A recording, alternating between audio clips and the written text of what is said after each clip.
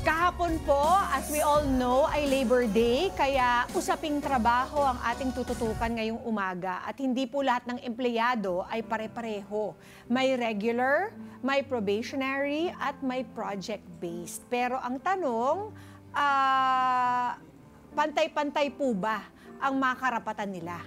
Para po masagot yung mga katanungan na yan, kasama na po natin ngayong umaga si Attorney Renson Alvior. Good morning, Attorney, and welcome back. Yes. Good morning po sa ating mga kada. Good morning po, Ma'am Pia, Ma'am Emma. It's nice to be back para we'll shed some light sa mga issues regarding labor laws natin. Oo, para malaman ng mga kada natin, anong kategorya ba ako? Kaya, explain nyo nga po.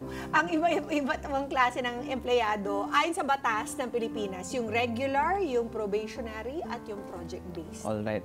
So, madami tayong classes of employees sa ating bansa. This is in recognition sa primacy ng labor sa ating society. So first and foremost, yung pinaka-common is yung regular. So for regular, merong dalawang methods para maging regular ang isang empleyado. Number one, regular by nature of employment. If you're doing something that is necessary or kailangan ng employer mo, like for example, kung ang employer is a school, and ikaw ay isang guro, of course, that's essential sa kanilang business functions, you are automatically a regular employee from day one. Okay. Ngayon, may second level naman po, a regular employee by reason of length of employment. Okay. Ibig sabihin po, kahit hindi necessary, kahit hindi masyadong mahalaga yung trabaho mo, pero kapag lumampas ka ng 1 year sa employer mo na yon, you are automatically a regular employee after ng 1 year. Yun yung regular employees. For project-based, ang sabi ng Supreme Court po dito is basta may definite project na na-engage ka, for example, bahay or building sa construction, tapos may definite end and may definite beginning and end date, you are classified as a project-based employee. Contractual?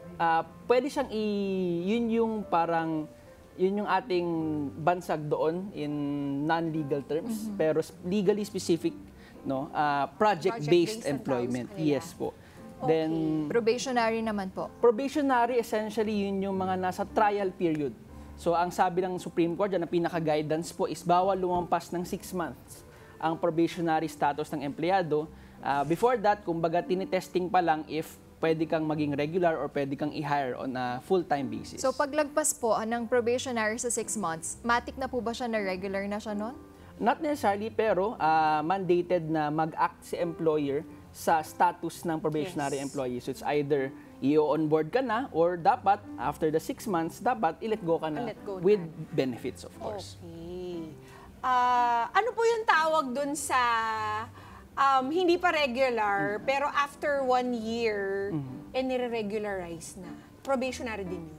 Well, usually po, ang tawag dun is pwedeng probationary pa rin. Again, depende sa nature ng trabaho mo. Kasi again, if necessary sa business functions ng employer mo yun, hindi mo na kailangan maghintay ng 1 year. Automatically from day 1, if necessary yung function mo dun sa employer na yun, then regular ka na. Kasi kanina parang pag probationary ka, after 6 months, dapat actionan na. Either you let him go or you hire him as regular employee this time. Yes. Pero meron ka lang sinabi na parang after a year, i-regularize ka na. Yun yung automatic, by operation of law yun. So ibig sabihin, pag lumampas ng 1 year, kahit wala pong action si employer, automatic, i-consider ka na ng ating labor code and ng batas na regular ka na. Paano po yun malalaman ng mga kada natin? Well, of course, by operation of law yun. So, ibig sabihin, walang positive act na kailangan gawin sa employer. Ibig sabihin, for example, after 1 year, magreklamo ka ng illegal dismissal, for example. When your case is being heard already sa NLRC or sa DOLE, depende, iti-take into consideration na nila, nalampas ka ng 1 year, therefore, regular ka na, and yung rights ng regular employees na pertain na sa'yo. Yun. Kasi bakit nga ba tayo nagkukumahog para ma-regularize? Ano ba yung mga karapatan na meron yung regular employee na hindi natatanggap ng ibang klase ng empleyado? Well, for that, I think yung pinaka-pertinent na right ng regular employee is regarding security of tenure. Okay. No? Pag regular employee po kasi kayo, you're only gonna be released from your duty based on just or authorized causes. Unlike po yun sa probationary employee, for example, yung probationary employee po, pwede siyang i-let go sa trabaho for failure to meet the standards prescribed by the employer. So for example, hindi niya na-meet yung performance standards, pwede yung maging basis para tanggalin si probationary employee. Wala nang mga kaso-kaso yan. Wala nang mga illegal dismissal, mga ganon. Meron pa rin po, pero kumbaga mas relax lang yung rules regarding security of tenure kapag probationary ka. Pero pwede ka pa rin magkaso for illegal dismissal. Ano pang ibang mga benepisyo or karapatan nitong mga regular employee? Yes. So aside sa security of tenure, aside sa mas mahirap kang patalsikin, of course, as a regular employee, lahat po ng rights sa ating labor code na bibilong yun sa inyo. So overtime pay, meron yung mga holiday pay natin. 13th month. Yes, meron po yun. Sino ba bang nakakatanggap doon? Sila lang talaga. Di ba pwede yung pati yung project? To determine po kung meron tayong benefits under the labor code, like 13th month pay, actually, yung discussion dyan is kung meron bang employer-employee relationship. So basta merong ganon, kahit probationary ka, actually, meron kang rights under the labor code. So basta may employer-employee relationship regardless of the class, no? Kung probationary or kung regular ka, merong rights na mabibigay sa'yo under the labor code. So halimbawa mag-a-apply ako, tapos probationary muna, tapos magtatanong na ako nito kay employer? Yes Pwede po, ba yun? kasi for example, 13th month pay. Ang requirement lang naman po dyan is magtrabaho ka for at least 1 month sa isang calendar year. So kahit probationary ka, kung nagtrabaho ka ng 1 month for the calendar year, meron kang 13th month pay pero prorated or adjusted na siya. Yung sa mga holiday pay, yung double pay, ganyan. Meron din po yun. So actually, Lahat? Yes, basta may employer-employee relationship. Okay, how do we establish that employer-employee relationship? Alright. So, ganito yan. May dalawang broad classes. Merong employer-employee relationship, merong mga tinatawag natin na independent contractor. For independent contractors, hindi sila pwede mag-avail ng rights sa labor code. So wala silang holiday pay, wala silang overtime pay, yung security of tenure, wala rin sa independent contractor. Sino to mga independent contractors? Yes po, yung primary na nagde-delineate between those two is yung power of control. Ibig sabihin, kung si employer may say or may control siya sa means and methods of how the employee does his or her job, then merong employer-employee relationship. Ngayon, kung hands-off naman siya, kung nakafocus lang siya sa results or sa performance, pwede pa siyang i-classify as independent contractor. So yun yung primary test natin. We call that the control test under the labor code. Sino yung usually mga ganun? Anong mga trabaho yun? Usually pa ang sabi ng Supreme Court, yung independent contractors natin, yun yung mga may special skills. So for example, celebrities, yung mga Ikaw? ganun po. Yes.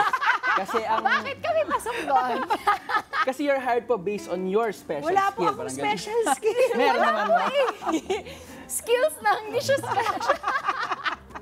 Ano pa? Aside, sino pa? Actually, may freedom naman dyan yung contracting parties to determine kung empleyado ka ba or independent contractor ka. So, depende. Pero, by and large, sabi ng Supreme Court na usually yung mga artista, yun yung mga ganon na common sa ganong setup. Ayun. Kaya walang 13.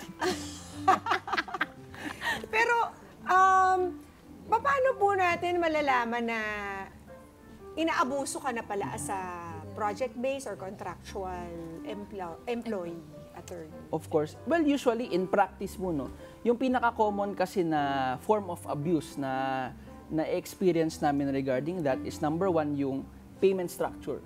Kasi yung mga kababayan natin, usually, hindi nila alam kung magkano ba dapat matatanggap ko or what have you. So for that, just bear in mind yung legal principle po na a day's wage for a day's work. Basta tinabaho mo yan, meron kang bayad dapat doon. Na minimum at least. At the minimum wage, yes, Oo, at the na very minimum least. wage. Yes, and then of course, mag-factor Depende in na kung rin saan ka nakatira or saan mo ginawa yung trabaho. Depende, yung minimum wage po natin, depende kung saan ka nagkatrabaho. Oo, kasi iba yung minimum wage sa Yes. probinsya Yes tsaka po, iba iba. sa NCR. Dito sa Manila. Oo. Yes po. And then, of course, other than that, isa sa common abuses din is regarding dismissal. Kasi as I've said po, sa Pilipinas, protektado po ang labor. So, hindi po pwede basta-basta yung nakikita natin sa TV show na you're fired immediately, gano'n, no? Dapat po may rason yun, dapat generally bibigyan ka ng chance to explain, dapat po may notices na ibigay sa'yo. Kasi baka mamaya natatakot yung mga kada natin na sinabihan siya, you're fired, aalis na lang kasi Yes, so, natakot. hindi po Pero pwede yun. may karapatan. Yes, hindi po Oo, pwede yun. Mahirap pala mag-fire ng tao. Yes po. Kasi kinakwento sa akin ng asawa ko yan eh. Oo, talagang Mahirap. kailangan may legal grounds Yes, ka. mabusisi po siya. Oo. Pero attorney, bakit lagi natin nababalitaan yung mga kaso, mga kada natin na halimbawa ay on probation, pero nire-renew lang yung pagka-probationary, Hindi nare-regular. probationary employee nila. Is this allowed just so that the employers can escape from their Benefits. from their obligations sa mga regular? Well, for that, admittedly, Pwede ba yun? marami pa Paulit-ulit yung tayong... gagawin. Actually, yun yung efforts ng endo, ating DOLE. endo Yes po, contract, mga diba? endo. There are really issues regarding that. Wala pang definitive legislation on that. Actually, yung mga DOLE heads natin throughout the years, pati senators, they're trying to legislate. Pero right now, kasi there really exists that loophole na depende rin kasi sa classification. No? So it's unfortunate, yes. Pero right now, wala pang definitive law that really comprehensively addresses yung endo problem natin. So pwede nilang gawin yun. Nakakalungkot din. Yes, of course, case-to-case basis. Kung may badges of fraud, ibang usapan yon. Pero kung may comprehensive law na ba, wala pa rin naman. At kung meron po sila mga reklamo, paano ba to? Kukuha ng lawyer? Or pwede po bang pumunta sa NLRC, sa National Labor Relations Commission? Alright, sa mga kada natin na manggagawa dyan, no? Actually, kung may reklamo po sila sa ating mga employer, they can go to the DOLE directly. DOLE kung saan po kayo nagtatrabaho. So yung may jurisdiction sa place of business ng employer, they can file a complaint po. Sa DOLE po, hindi po kailangan na may abogado. So it shouldn't serve as a barrier para makamit natin yung hustisya.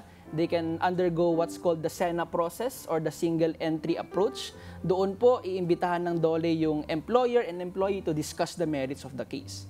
And then, kung hindi pa magkaayos doon, tsaka lang mag-i-issue ng certification, si DOLE, para ma-elevate siya sa NLRC natin. So first step po talaga, DOLE, it's inexpensive. Again, di nyo kailangan ng abogado. And it's a way to really resolve labor claims quickly. Ito naman, attorney, di ba kapag regular, nag-resign ka, magre-render ka pa 30 days. Paano naman yung mga project-based? May ganun din ba? Well, for project-based kasi, it's largely determined by the contract.